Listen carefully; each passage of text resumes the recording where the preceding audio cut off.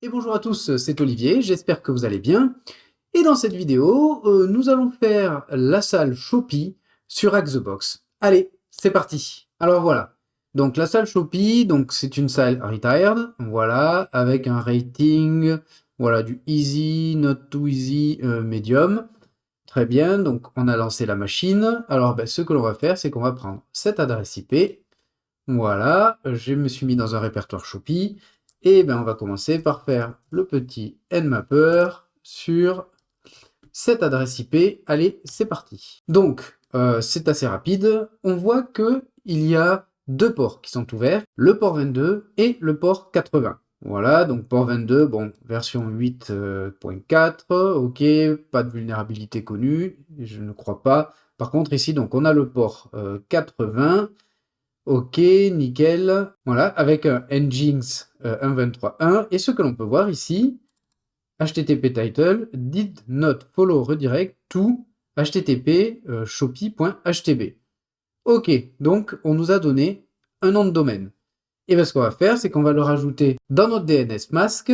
On pourrait le mettre dans le TC host, mais j'ai adopté le DNS mask et ça a un côté hyper pratique.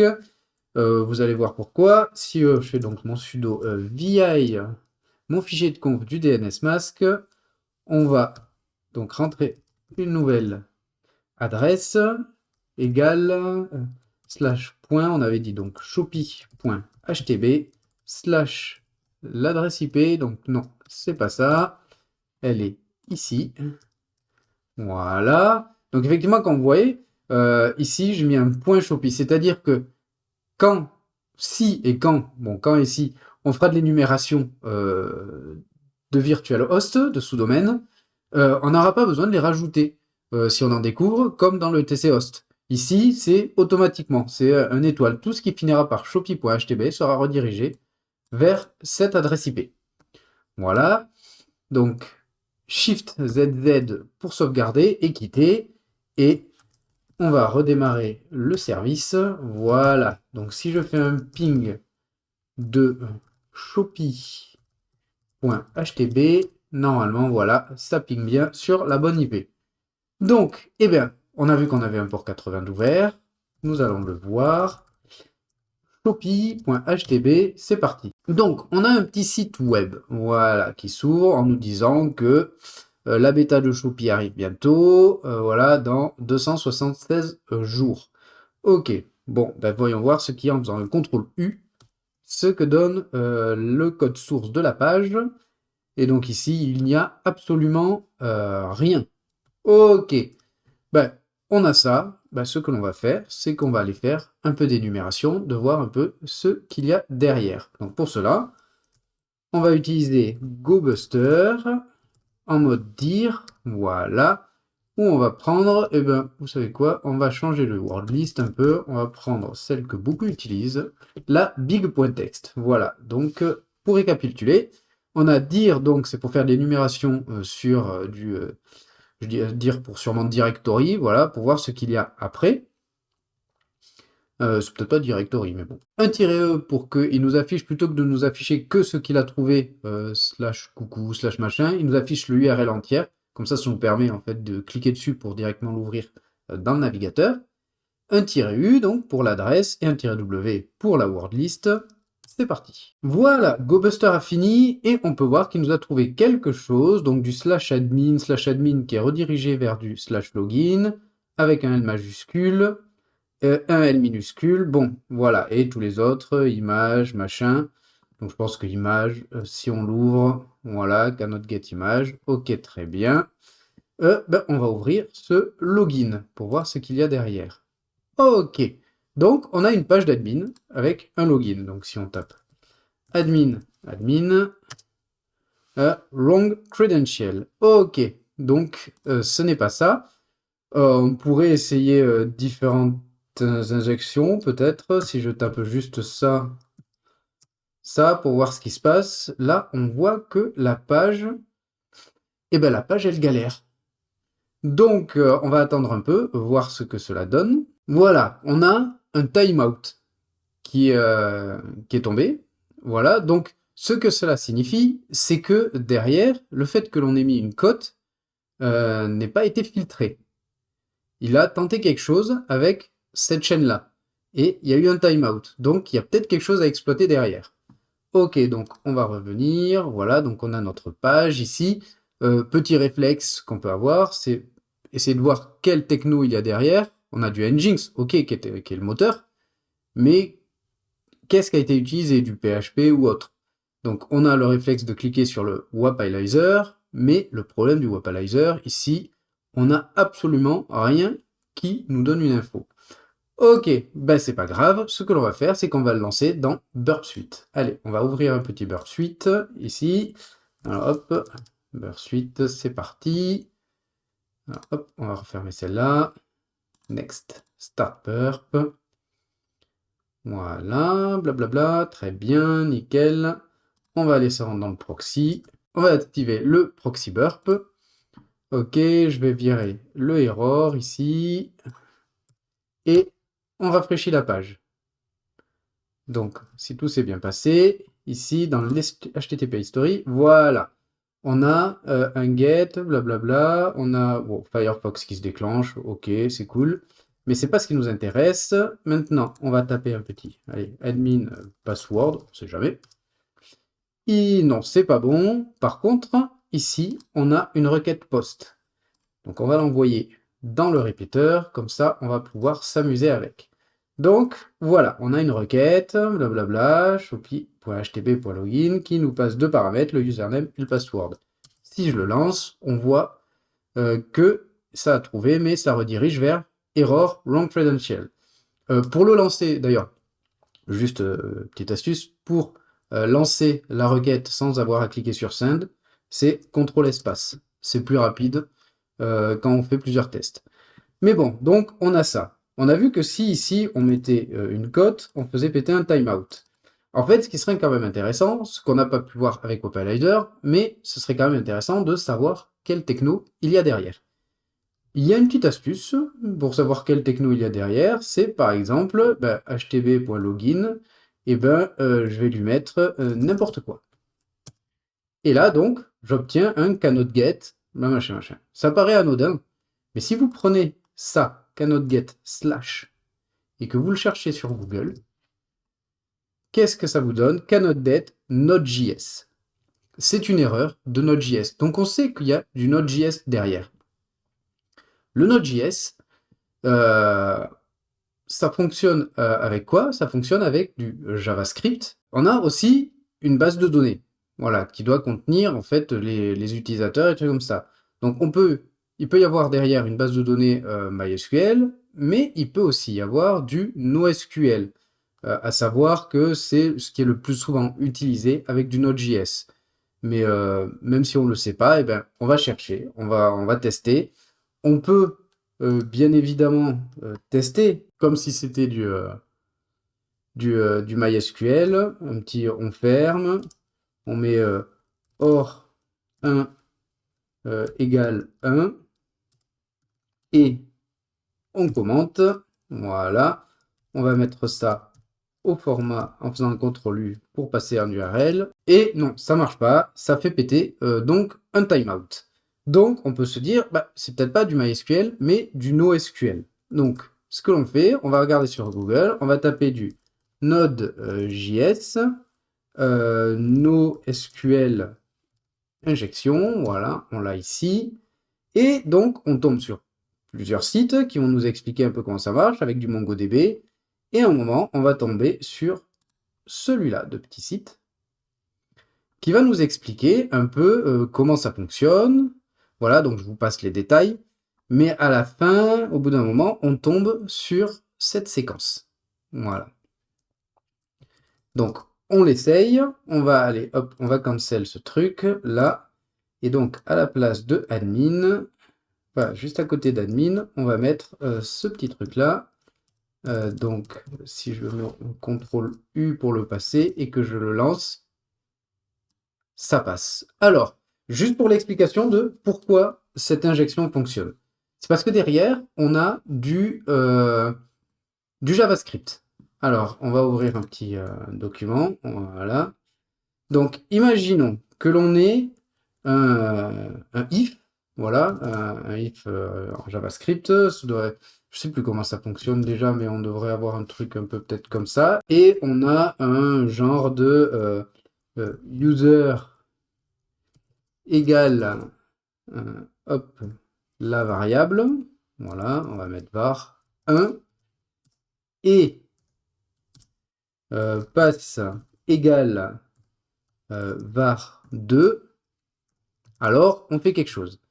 Ici, on a donc user égale var 1, et donc si on remplace par notre petite injection, voilà, on va prendre ça, hop, on se remet là, et qu'on le remplace, qu'est-ce que ça nous fait?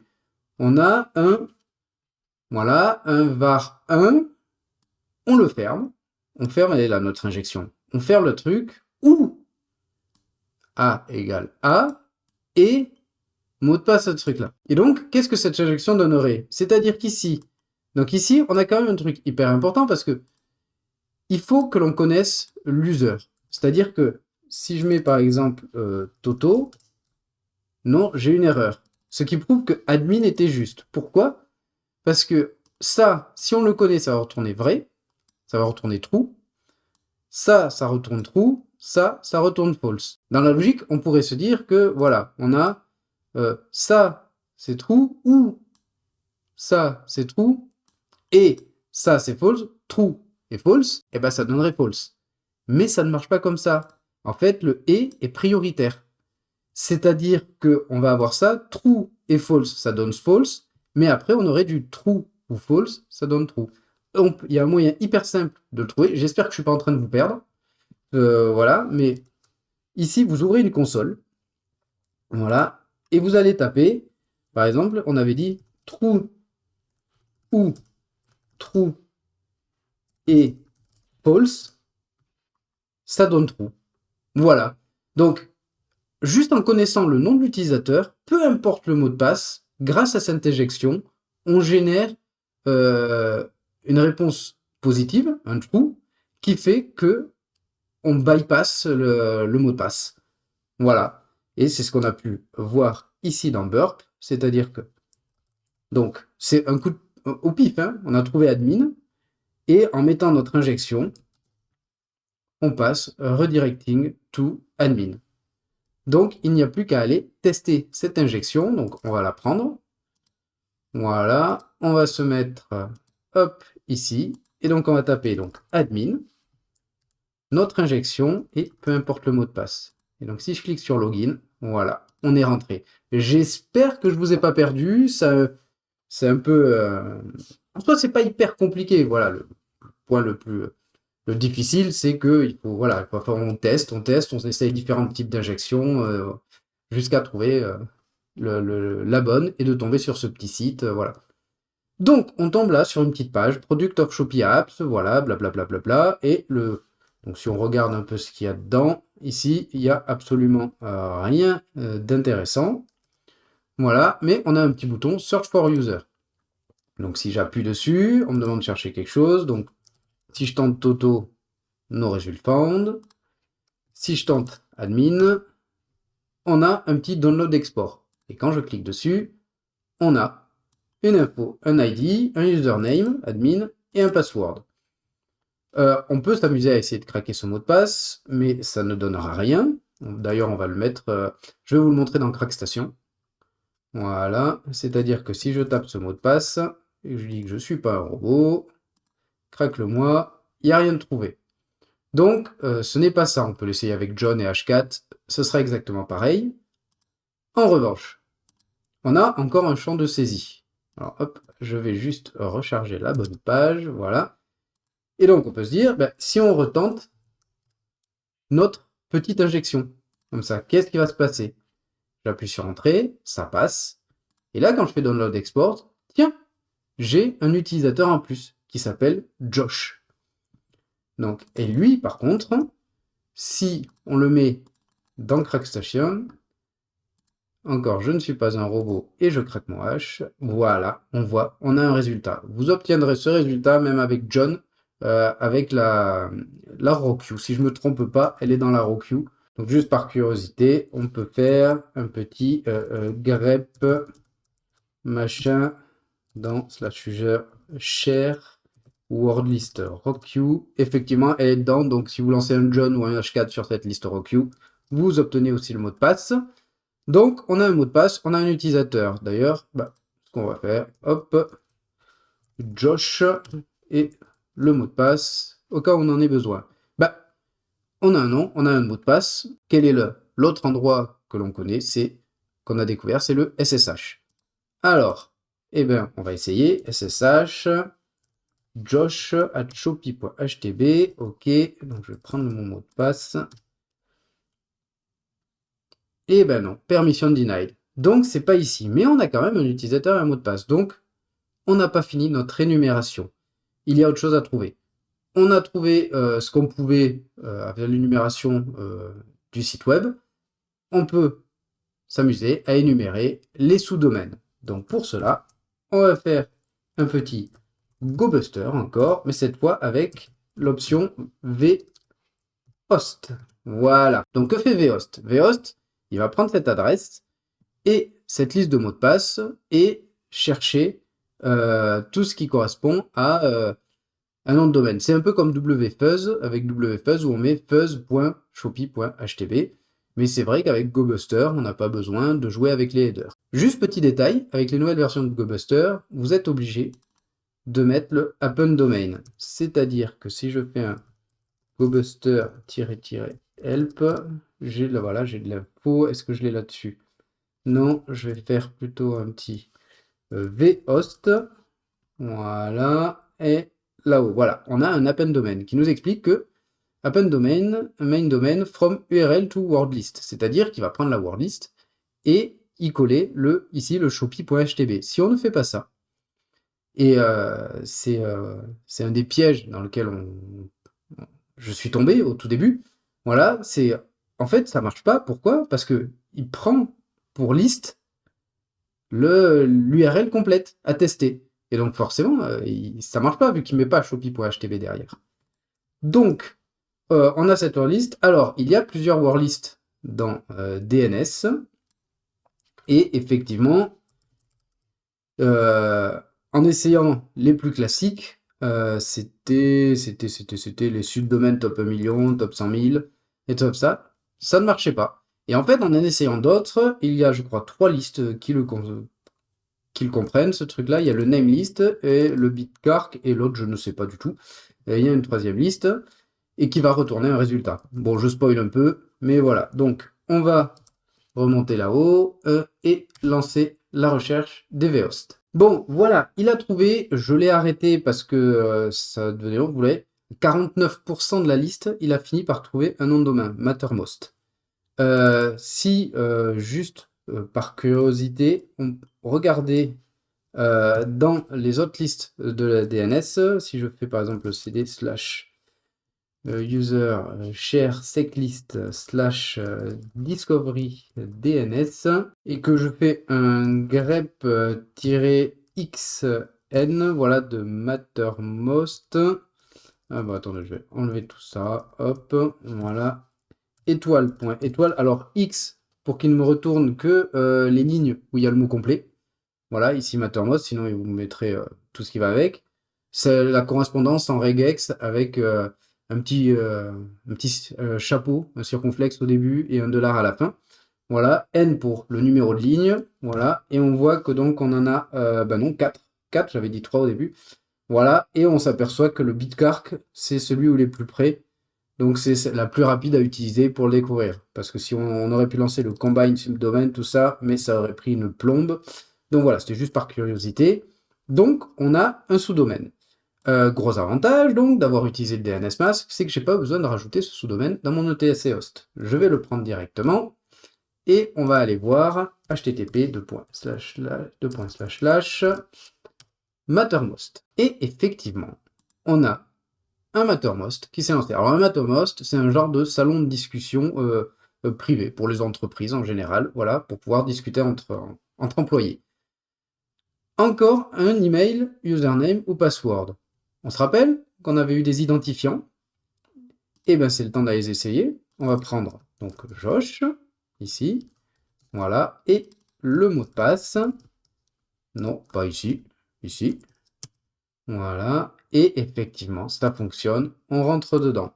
Donc, on a, voilà, tout un chat privé, un accès à un chat privé.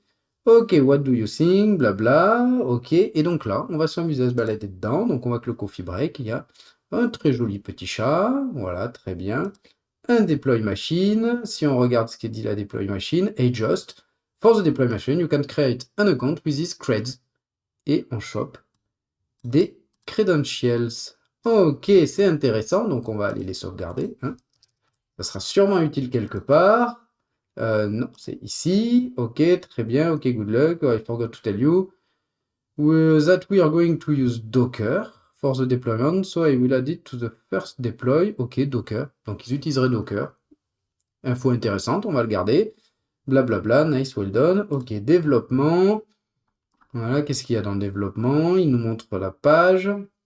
When I was trying to install Docker on the machine, I start learning C++. Ok. Et I do a password manager. Donc le mec il a créé un password manager. You can test it if you want. The program is on the deploy machine. Ok, c'est intéressant. Et Town Square, rien d'intéressant. Les autres. Ok, donc on vient de récupérer des identifiants. Et ben on va essayer de tenter, comme tout à l'heure, un petit SSH. SSH, mais cette fois, donc on avait quoi comme utilisateur? On avait Jagger. Ok, donc Jagger sur shopee.htb. On nous demande un mot de passe, donc on va prendre ça. Et on est entré. Voilà. Bon, ben c'est cool. On a enfin notre première entrée. Ok, donc si je regarde, donc ok, ça ne marche pas. Alias ll égale ls-lrt-color. Voilà, très bien. Et donc ici, on a un user.text qui est lisible en tant que Jagger. Alors c'est un fichier root, mais il est lisible pour le groupe Jagger. Et si on regarde, je fais bien partie du groupe Jagger. D'ailleurs, je peux sûrement faire un wc-c de ce fichier et effectivement 33, donc avec le caractère de fin, donc 32 caractères, les flags de Hack-the-Box. Donc, on a notre premier flag. Ok, premier flag fait. Donc maintenant, on va continuer l'énumération. On peut voir quels sont les droits qu'a Jagger en lançant en tant que sudo. On nous demande le mot de passe, on va le récupérer. Ok, très bien. Et donc, qu'est-ce que l'on voit? On voit que, voilà, Jagger, donc il a l'autorisation de lancer sudo en tant qu'utilisateur deploy sur un truc, c'est home deploy password manager. Ok, ça veut dire que dans le home, si je regarde, ah oui, on a un deploy.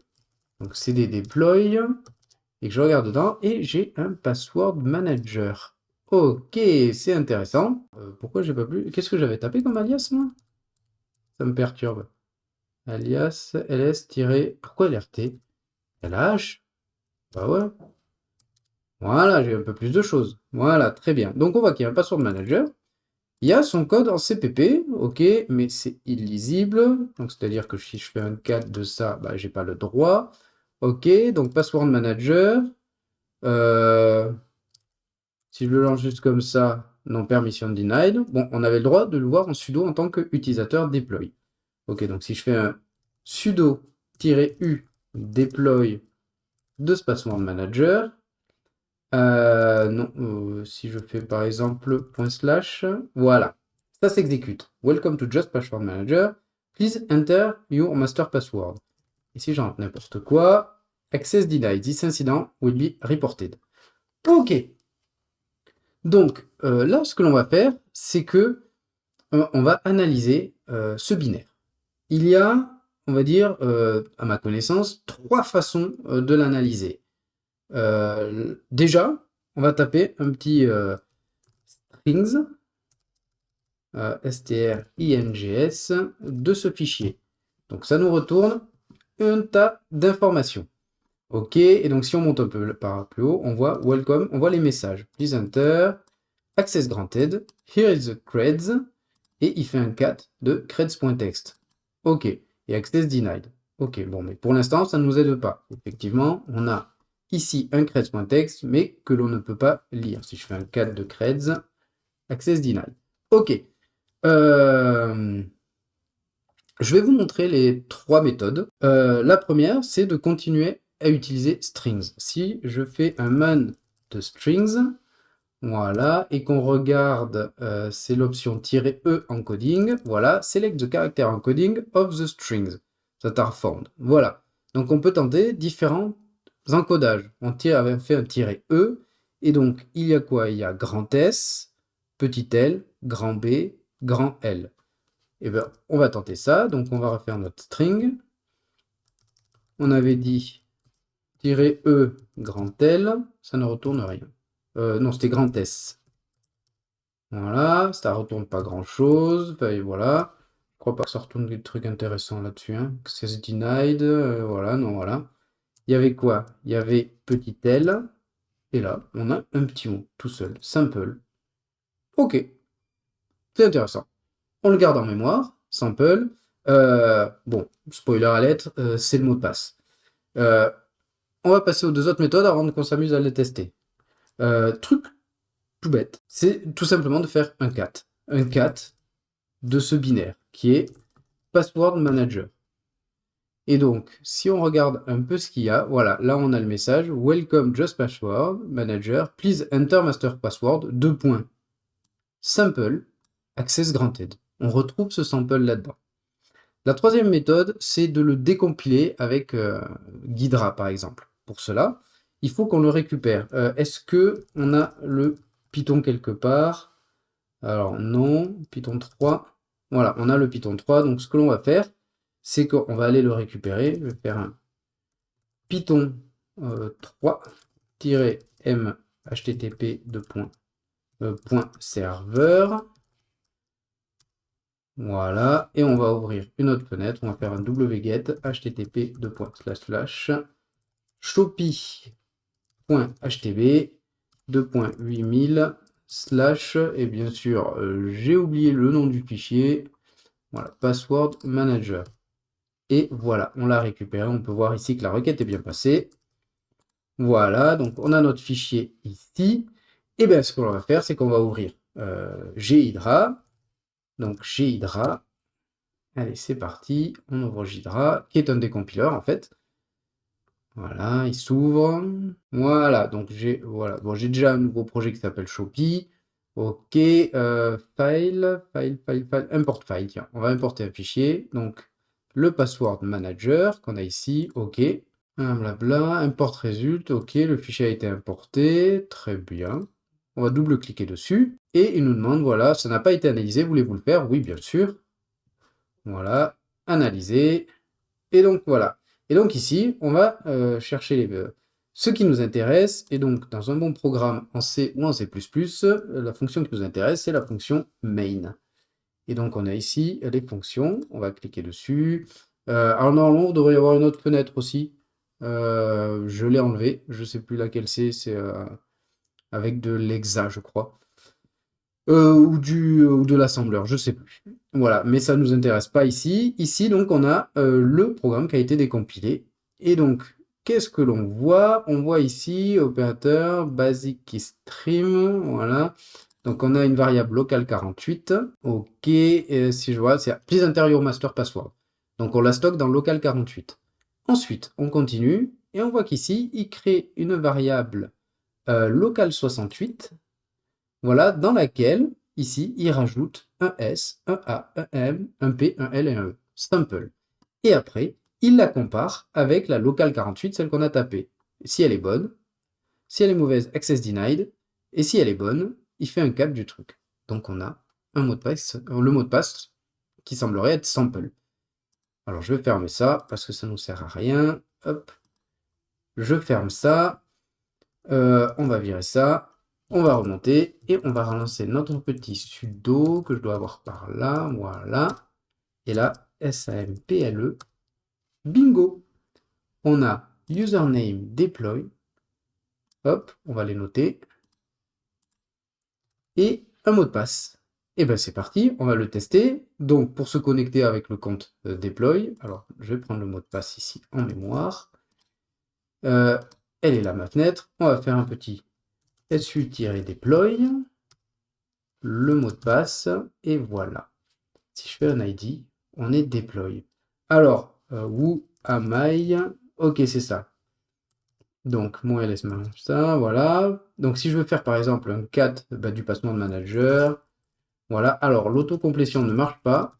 Une solution simple pour l'avoir, /bin/bash, et voilà.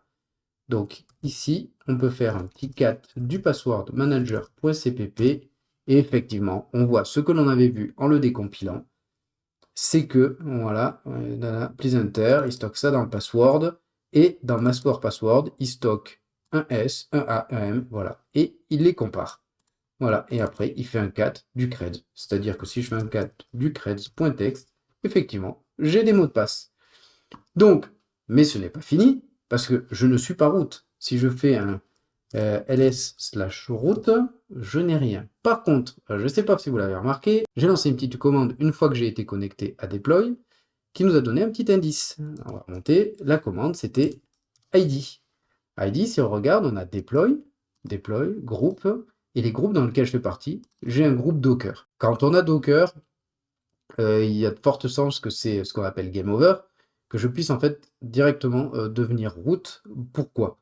Parce que si je peux le lancer, si je fais un docker, par exemple, image ls, je peux lister les choses. Là d'ailleurs, je vois qu'il y a une alpine. Ça tombe bien, si on va pouvoir l'exploiter. Pour savoir comment on exploite ça, et bien tout simplement, on va aller sur gtfobin. Ici, vous tapez docker, un petit shell, et vous avez une superbe commande que l'on va décortiquer. Donc, qu'est-ce qui va se passer si on fait ça? Ici, donc on demande à Docker de lancer un conteneur avec comme volume slash, donc la racine de ma machine, qui sera montée dans /mnt dans le conteneur. Ensuite, -rm, on l'efface une fois qu'on quitte le conteneur. -it, pour avoir un shell interactif dessus, y rentrer dedans directement. Alpine, le nom de l'image. Donc Alpine, c'est du Linux ultra light. Il ne prend pas beaucoup de ça. D'ailleurs, vous voyez, une image Alpine, c'est 5 mégas. C'est pas plusieurs mégas ou gigas de ce que peut être un Ubuntu ou un truc comme ça. Et ensuite, on lui dit de changer le chemin route, donc le slash, qui, ici, dans notre Docker, serait /mnt. En fait, pour expliquer que slash est monté dans /mnt, on lui dit, change route. Maintenant, notre chemin racine dans notre environnement dans Docker, c'est /mnt, et tu m'ouvres ici un shell, on va mettre un bash. Je le lance, et là, donc, on se retrouve sur une machine. Si je fais pwd, je suis dans slash. Si je fais id, je suis root.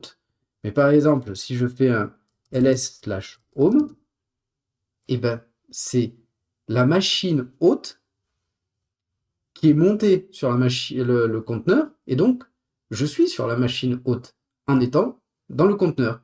Mais comme je suis root dans le conteneur, je suis root sur la machine hôte. Il ne me reste plus qu'à aller par exemple dans cd/root, ls, voilà, ls-l, non, ls-l, voilà. Je suis root, je peux faire un petit wc-c de root, voilà, j'ai accès, 33, 32, voilà. Je fais ça pour pas vous afficher les flags. Voilà, pour vous laisser la surprise. Et donc voilà, j'ai réussi à devenir root sur la machine Shopee. Et donc voilà, on a fini notre machine. Donc Shopee Hack the Box, voilà, Hack the Box, donc c'était très sympa, le truc, bon, j'ai envie de dire, très chiant, c'est de trouver cette injection. Voilà.